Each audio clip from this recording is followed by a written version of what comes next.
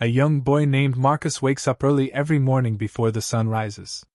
His small bedroom is quiet, the walls worn and cracked, and the air is heavy with the smell of last night's dinner. His alarm doesn't ring anymore. The battery died weeks ago, but Marcus knows the time. He's been walking to school at the same hour for months now. His shoes, barely held together with frayed laces and mismatched patches, sit by the door. He slips them on, their soles too thin to provide any comfort. As he shoulders his old, tattered backpack, Marcus takes a deep breath. The day ahead feels like a mountain, but he's climbed it before. The walk is long, 20 miles each way. It's not easy, especially for a boy his age. The road stretches out before him, winding through empty streets, forgotten alleyways, and abandoned fields. The path feels never-ending, and as he walks, Marcus hums a quiet tune to keep his mind from wandering to darker places. His steps are steady, though slow, and with each mile, his body grows heavier. People pass him by in cars, but no one ever stops to ask if he needs help. No one ever notices him, or if they do, they pretend not to. Marcus doesn't blame them. They're too busy with their own lives, their own problems.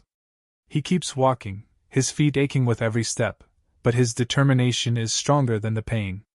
Some days he thinks about what it would be like to ride the bus like the other kids. But Marcus knows that's not an option. The bus costs money they don't have. His mom works 2 jobs, and even then, it's barely enough to keep the lights on. Marcus never complains, though. He understands the sacrifices she's making, and he's determined to do his part. Getting to school, even if it means walking miles every day, is his way of helping out. He believes that one day, his education will be the key to a better life for them all. Officer Reed drives the same route every morning on his patrol. He's been working in this neighborhood for years, knows every corner, every street, every face. But recently, there's one face that stood out to him, Marcus. Every morning, without fail, Reed sees the boy walking alone, far from any school bus stop, far from any home he should be walking from. Something about it feels off. At first, Reed didn't think much of it. Kids walked to school all the time. But as the weeks passed, Reed noticed the weariness in the boy's steps, the way his clothes hung loosely on his small frame. Marcus looked tired, not just physically, but in a way that struck a chord with Reed. It wasn't normal. So today, Reed decides to follow him, keeping his distance, not wanting to spook the kid, but close enough to see where he's headed. Marcus doesn't notice the patrol car trailing him. He's too focused on the road ahead, counting the miles in his head, mentally ticking off landmarks as he passes them. A cracked sidewalk here, a broken-down car there. Each one is a marker on his long journey. The sun begins to rise, casting a pale light over the road, but it brings no warmth to Marcus. His mind drifts to the day ahead, the math quiz he studied for, the book report he needs to finish, the lunch he won't be able to eat because he had to save his lunch money to help his mom. Officer Reed watches Marcus from a distance, his curiosity growing with every step the boy takes. He's seen struggling kids before, but something about Marcus is different. The boy walks with purpose, even though it's clear he's exhausted. Reed's cop instincts kick in. There's a story here, he thinks, something more than just a kid walking to school. He wonders what Marcus's home life is like, why no one's driving him, why he's walking this far every day. As Marcus rounds a corner, his pace slows. His legs feel like lead, and the blister on his heel has grown unbearable. But he keeps going, eyes fixed on the distant shape of the school just beyond the hill. He knows he's late again, just like yesterday and the day before, but there's nothing he can do. Every step feels heavier than the last, but he refuses to stop. Not now, not when he's so close. Reed feels a pang of sympathy as he watches the boy's struggle. He's seen a lot of things on the force: neglect, poverty, kids falling through the cracks, and he's beginning to suspect that Marcus is one of them. But Reed doesn't want to jump to conclusions. He wants to give the boy the benefit of the doubt. Maybe there's a reason for all this, something that explains why Marcus is walking miles to school every day. But deep down, Reed knows it's never that simple. As Marcus finally reaches the school gates, he breathes a sigh of relief, though his chest aches with exhaustion. He wipes the sweat from his brow, trying to gather himself before entering the building. He doesn't want the other kids to see how tired he is, how much effort it took just to get here. But Marcus is used to hiding his struggles. He's been doing it for as long as he can remember. Officer Reed parks his patrol car a little ways down the street, watching as Marcus enters the school. Something about the boy's determination, his quiet resilience, strikes a chord with Reed. He decides then and there that he needs to know more. There's a story behind Marcus, a reason for his silent struggle, and Reed is determined to find out what it is. The bell rings as Marcus slips into his classroom, late as usual. His teacher gives him a disappointed look, but says nothing. The other kids barely notice him, lost in their own conversations and lives. Marcus takes his seat, pulling out his worn notebook, the pages dog-eared and filled with careful handwriting.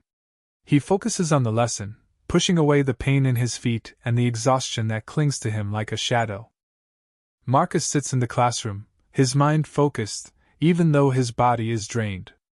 The teacher is going through equations on the board, but Marcus's thoughts drift momentarily. He knows he's different from the other kids, but he tries not to dwell on it. They all have a ride to school, backpacks filled with snacks, and brand new shoes. He has none of those things, but what he does have is something they can't take away: his determination. School isn't just a place for learning for Marcus. It's his hope, his way out. He understands that better than anyone. Each lesson is a step toward a future where his family doesn't have to struggle anymore. Despite his late arrivals, Marcus always tries to stay engaged. He answers questions, participates in discussions, and even helps his classmates when he can. The teachers know there's something special about him.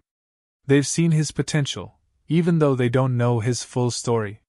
Marcus's mother has always told him that education is the only thing no one can take from you. He's held on to that belief, and it keeps him going. When he's in the classroom, surrounded by students who have so much more than he does, it's easy to feel left out. But Marcus knows that focusing on what he doesn't have won't help him, or his family.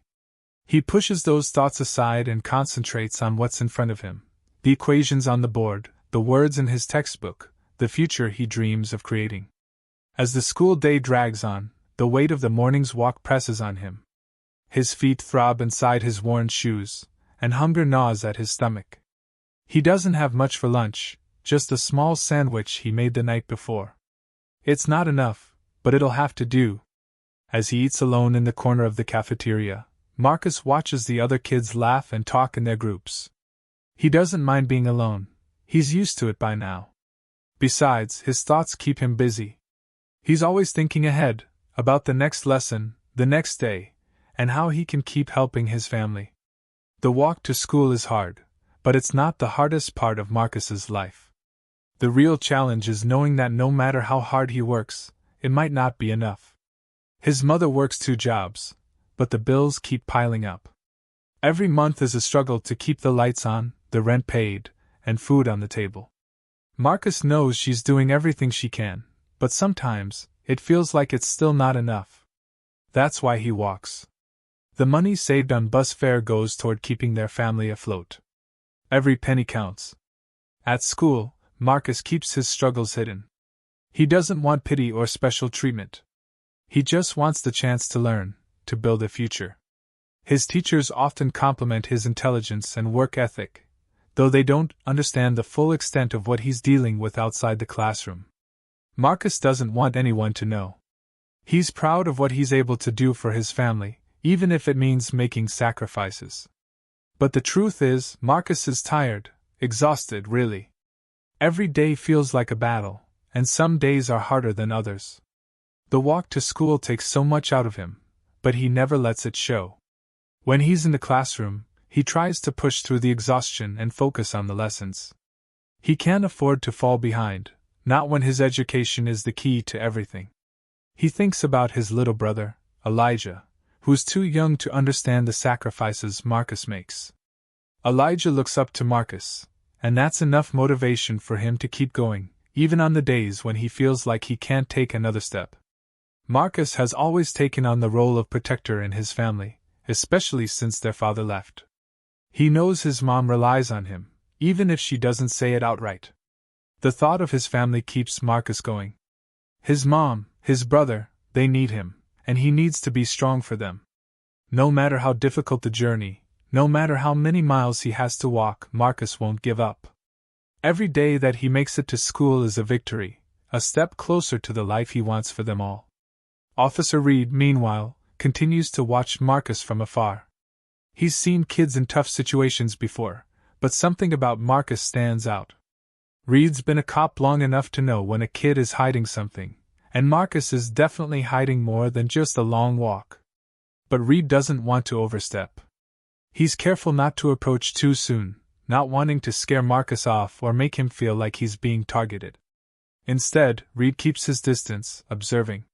He notices how the boy seems different from the other kids, how he keeps to himself, how he never seems to complain, how he walks with a sense of purpose even when he's clearly exhausted. Reed can tell there's more to Marcus's story than meets the eye. As Marcus walks home after another long day, his mind races with everything he's learned at school. The lessons are challenging, but he embraces them. Each piece of knowledge feels like a brick in the foundation of the future he's trying to build. Marcus knows he has to succeed. He has to be the one to lift his family out of poverty. It's a heavy burden for someone so young, but he carries it without complaint. Walking through the same streets every day, Marcus has memorized every crack in the sidewalk, every turn in the road. It's a routine he knows all too well, but even in the familiarity, there's a sense of dread. He knows he can't keep walking like this forever. The journey is taking its toll, and every day feels harder than the last. But giving up isn't an option. Officer Reed continues to trail behind Marcus, watching the boy with growing concern. He's seen Marcus walk for miles in the sweltering heat, the freezing cold, and even in the rain. Each time, Marcus moves forward without hesitation, without slowing down. Reed has made up his mind. He needs to intervene, but he's not sure how. He doesn't want to make things worse for Marcus, but he can't just stand by and do nothing. As Marcus approaches home, Reed pulls over a few blocks away, deciding to wait for the right moment. He's not just a cop on patrol anymore. He's invested in Marcus's story, and he's determined to find out why this boy walks 20 miles every day, alone, unnoticed by the world. Reed knows that whatever Marcus is hiding, it's more than just a long walk. There's something deeper at play, and Reed is ready to uncover the truth. After another long walk home, Marcus pushes open the door to their small, rundown apartment. The place is quiet, except for the faint sound of the old fan whirring in the corner. His little brother, Elijah, is sitting on the floor, surrounded by scattered toys. Elijah beams when he sees Marcus, jumping up to give him a hug. Marcus smiles, but the weight of the day is already pressing on him. He's tired, his feet ache, and his stomach rumbles, but there's no time to rest. He has responsibilities. Their mother, Angela, is still at work. She's always at work, either at the diner for her first job or at the office building where she cleans after hours. Marcus has grown used to this routine. He knows that when she gets home, she'll be too exhausted to do much of anything. That's why he steps in, taking care of Elijah, making sure the house is in order, and preparing dinner with whatever little they have left in the kitchen. Today, Marcus rummages through the cabinets and the nearly empty fridge. There's not much to work with, just a couple of slices of bread and a can of beans. He quickly puts together a meal for Elijah, though he knows it won't be enough to fill him up. But it's all they have. Marcus skips dinner himself, telling Elijah he's not hungry, even though the gnawing emptiness in his stomach says otherwise. After dinner, Marcus helps Elijah with his homework. His little brother struggles with reading, but Marcus patiently works through each word with him, encouraging him to keep trying. Elijah looks up to Marcus, and that's part of what keeps Marcus going. He knows that he's not just walking those 20 miles for himself, he's walking for Elijah, for their mother, for the hope that one day things will be better for all of them. As the night wears on, Marcus finishes cleaning up, making sure everything is in order before his mother gets home. He knows she'll be too tired to do much when she arrives, and he wants to make things easier for her. He even leaves her a small sandwich from what's left, hoping it'll give her a bit of strength. It's not much, but it's something. Their mother finally walks through the door, her face lined with exhaustion, dark circles under her eyes. She's been working a double shift, and it shows in the way her shoulders slump as she enters. She smiles when she sees Marcus and Elijah, but it's a tired smile, one that Marcus has seen too often. Angela is proud of her boys, but Marcus knows she carries a heavy burden, one that she never talks about, but it's always there, weighing down on her. "Thank you, Marcus," she says softly as she notices the clean kitchen and the sandwich waiting for her. "I don't know what I'd do without you." Marcus shrugs, trying to play it off as no big deal, but inside, he feels the pressure building. He's only a kid, but the weight of responsibility feels like too much sometimes. Still, he doesn't complain. His mother is doing everything she can, and he's determined to do his part. He watches as she sits down to eat, her movements slow and weary. She asks about his day, but he keeps it short, leaving out the parts about the long walk, the hunger, the teasing from kids at school. There's no point in worrying her more than she already is. Later that night, as Marcus gets ready for bed, he lies awake thinking. He tries not to let the worries get to him, but it's hard. The bills are piling up, and he knows they're behind on rent again. He overheard his mother on the phone last week, pleading with the landlord for more time. They've been through this before, lights getting shut off, the water going cold, eviction notices on the door. It's a cycle that never seems to end. Marcus can't help but feel like it's his responsibility to fix things, even though deep down, he knows there's only so much he can do. He thinks about finding a job, maybe delivering newspapers or helping out at the local grocery store. But he knows that would mean even less time for school, and school is his only way out. It's a constant battle in his mind, how to help his family now while still planning for a future that might change everything. He doesn't talk to anyone about these worries. His friends at school wouldn't understand, and he doesn't want to burden his mother. She's already carrying enough. So Marcus keeps it to himself, bottling up the fear, the frustration, the exhaustion. It's just something he's learned to live with, like the long walk to school and the aching hunger at night. Meanwhile, Officer Reed is still thinking about Marcus. The boy's image has been stuck in his mind for weeks now, and Reed can't shake the feeling that something is deeply wrong. He's seen the signs before: poverty, neglect, kids forced to grow up too fast. Reed knows Marcus is one of those kids, and it bothers him that no one else seems to notice. Reed has started doing some digging. He's discreet about it, not wanting to cause any trouble, but he needs to know more about Marcus's situation. He checks school records and finds that Marcus's attendance is spotty. He's often late, though his grades are surprisingly good for someone with so many challenges. Reed can't help but admire the boy's determination, but it only makes him more concerned. Why is this kid walking 20 miles to school every day? Why hasn't anyone stepped in to help? Reed decides to take a closer look at Marcus's home life. He drives by the apartment one evening, watching from a distance as Marcus helps his little brother inside. The building is rundown, with cracked windows and peeling paint. It's clear this family is struggling, but Reed isn't sure how to approach the situation. He's seen enough in his years on the force to know that getting involved in a family's private matters can be tricky, especially when pride is involved. But Reed can't just stand by and do nothing. He's grown to care about Marcus, even though he doesn't know the boy personally. There's something about Marcus's quiet strength that reminds Reed of his own childhood, growing up in a rough neighborhood, doing whatever it took to survive. Reed had someone step in to help him when he was a kid, and he knows how much of a difference it can make. He wants to be that person for Marcus, but he's not sure how to go about it without overstepping. As the days go by, Reed keeps a close eye on Marcus, both at school and at home. He notices the way Marcus keeps to himself, how he never asks for help, how he takes on responsibilities far beyond his years. Reed is determined to find a way to make a difference in Marcus's life, but he knows it won't be easy.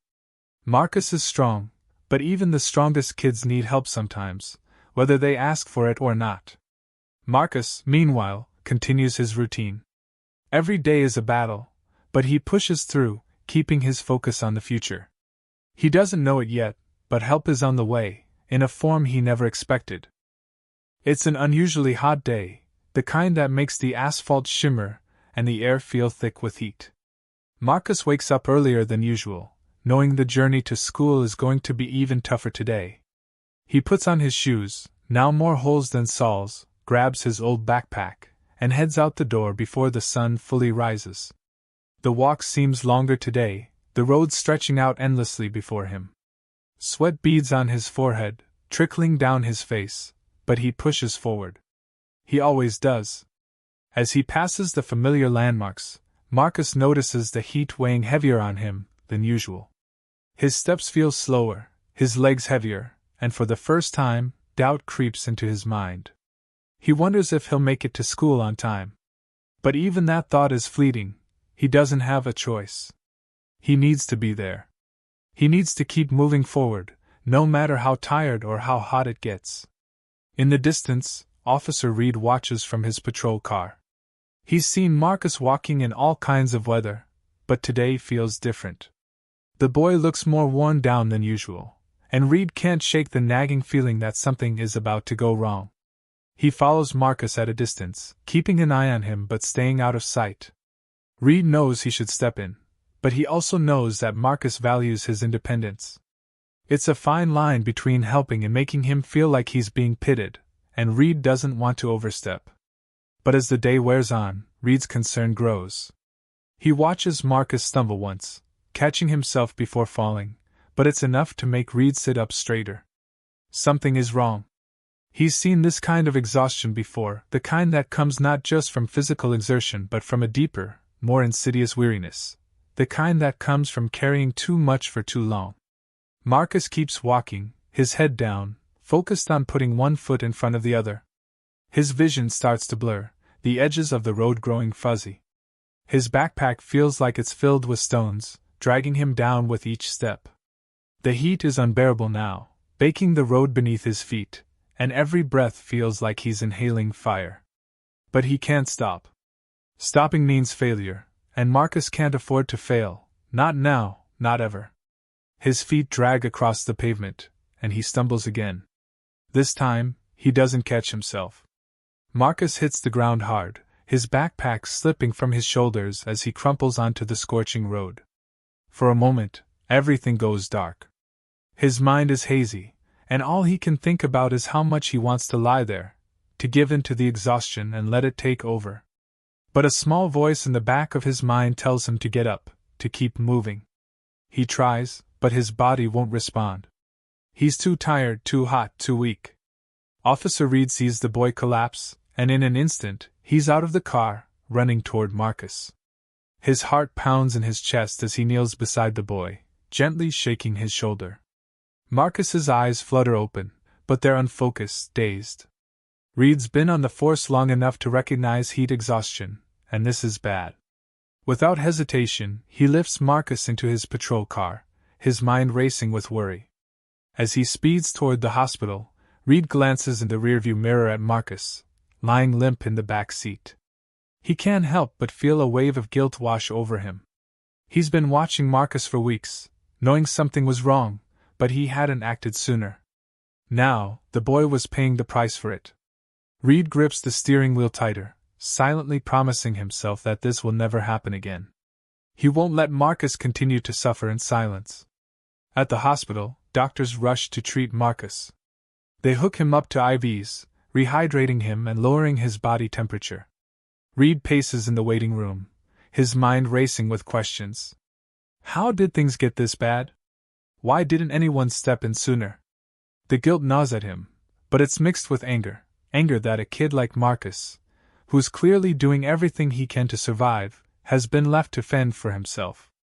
Hours pass before a doctor finally approaches Reed. The news is both a relief and a blow. Marcus is stable, but he's severely dehydrated and malnourished. The doctor explains that Marcus's body is under intense stress, and if he continues living like this, it could lead to long-term damage. Reed listens, his heart heavy with every word. It's worse than he thought. This isn't just about the long walk to school. Marcus is dealing with much more than that, and it's clear now that something needs to change. Marcus's mother arrives at the hospital, her face lined with worry and exhaustion. When she sees her son lying in the hospital bed, her shoulders sag with the weight of guilt. She sits beside him, holding his hand, her voice soft as she tells him everything will be okay. But Reed can see the fear in her eyes, fear that things won't be okay, that they can't keep living like this. Reed steps in, introducing himself to Angela. He explains how he's been watching Marcus walk to school every day, how he's seen the toll it's taken on him. Angela listens, her eyes filling with tears. She explains how hard things have been, how she works 2 jobs just to keep them afloat, how Marcus has taken it upon himself to help in any way he can. She talks about the bills, the rent, the food they can barely afford. And Marcus, through it all, has been trying to protect her from the worst of it, never letting her see how much he's struggling. Reed listens, his heart breaking for this family. He's seen this kind of situation before, but it never gets easier. He tells Angela that she doesn't have to do this alone, that there are resources available to help them, but she shakes her head. "We're fine," she says, though her voice trembles. "We'll make it through. We always do." But Reed knows they're not fine. He knows that if things don't change, Marcus will end up right back in this hospital, or worse. He sees the pride in Angela's eyes, the same pride he saw in Marcus, and it makes him ache. They're strong, but they're also trapped in a cycle they can't break out of on their own. Reed makes a decision. He tells Angela that he's going to help, whether she likes it or not. He's seen too many kids like Marcus fall through the cracks, and he's not going to let that happen again. He knows that Marcus is special, that the boy has a future ahead of him if someone just gives him a chance.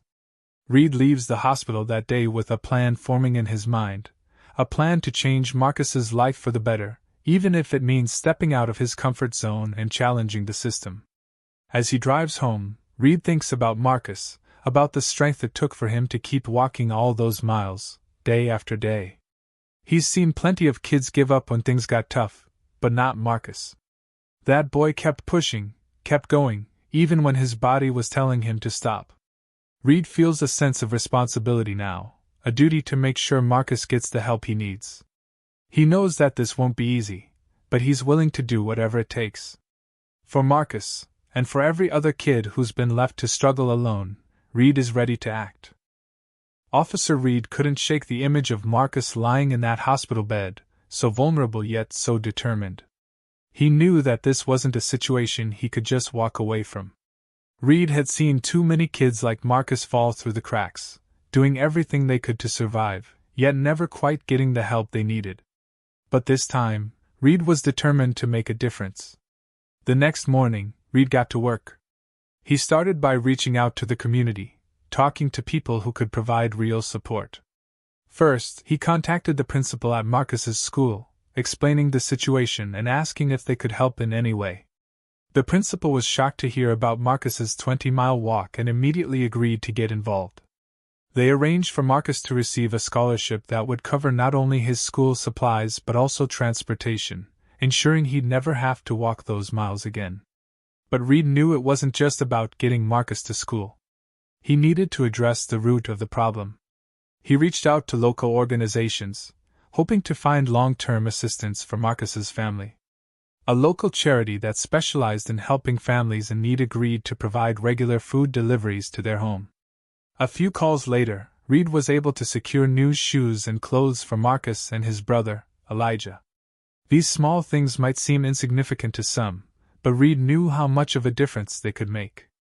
Meanwhile, word about Marcus's situation began to spread. People who knew the family from the neighborhood, the local grocery store, and the diner where Angela worked started offering their help. One of Angela's coworkers offered her extra shifts that paid better and had more stable hours, allowing her to spend more time at home with her boys.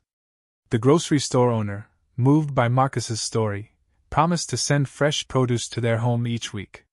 Slowly but surely, the community was rallying around them. For Marcus, the changes were overwhelming. He had spent so much time trying to shield his mother from their financial struggles, trying to carry the weight of their problems on his small shoulders, that it felt strange to finally have help. He wasn't used to people offering support without expecting anything in return. At first, Marcus wasn't sure how to handle it, but as the days went on, he began to see how much lighter life felt when you weren't carrying everything alone. The day after he was released from the hospital, Marcus was greeted with a surprise. A brand new bicycle stood in the hallway of their apartment, complete with a helmet and a note from Officer Reed. "No more walking miles, kid. You've earned a smoother ride." Marcus stood there in disbelief, his fingers tracing the shiny handlebars. He couldn't remember the last time someone had given him something just for him. A smile tugged at the corners of his mouth as he imagined what the next morning would be like, gliding down the road instead of dragging his feet over miles of hot pavement. But the bicycle wasn't the only thing waiting for Marcus. His teachers, who had learned about his dedication to school despite his difficult circumstances, came together to create a special tutoring program just for him. They knew how bright Marcus was, how much potential he had, and they wanted to help him reach it. Marcus found himself with more support than he had ever imagined: new books, extra lessons, and even a small scholarship fund to help him with college when the time came. It was more than he had ever dreamed possible. Angela, too, was seeing the effects of the community's support. For the first time in years, she felt like she could breathe. The burden of constantly worrying about where the next meal would come from, or whether they'd be able to keep the lights on, was starting to lift. Her coworkers had rallied around her, offering their help at work and even pooling together some money to cover the past-due bills that had been hanging over her head for months. Angela was overwhelmed by the kindness of people she barely knew, but more than anything, she was grateful that Marcus and Elijah wouldn't have to suffer in silence anymore. Officer Reed continued to check in on the family, visiting them regularly to see how they were doing. With each visit, he saw how much had changed. The apartment, once dark and weighed down by stress, now felt lighter. Marcus, who had once been so quiet and withdrawn, was smiling more. He still carried the same determination, but now it wasn't driven by the sheer need to survive. It was fueled by hope for a future that didn't seem so far out of reach anymore. One afternoon, Reed arrived to find Marcus and Elijah playing outside with some of the neighborhood kids. It was a sight that filled Reed with pride. This was what Marcus deserved, a chance to just be a kid. Reed hadn't realized how much Marcus had been missing out on until he saw him laughing with his brother, racing his new bike down the street, and just enjoying the simple joys of childhood. Reed knew there was still a long road ahead for the family, but for the first time, it felt like they were moving forward.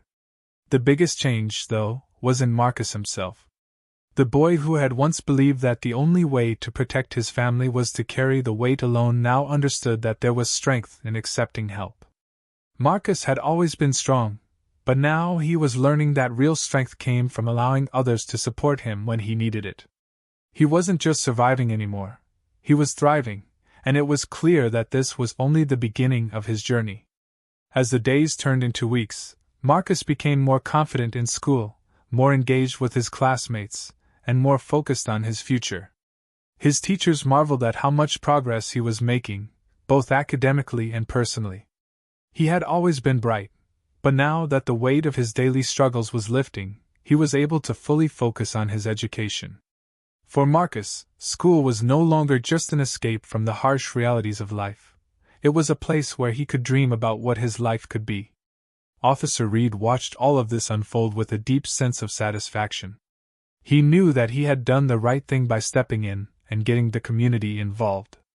But more than that, he knew that Marcus had been the one to inspire everyone around him.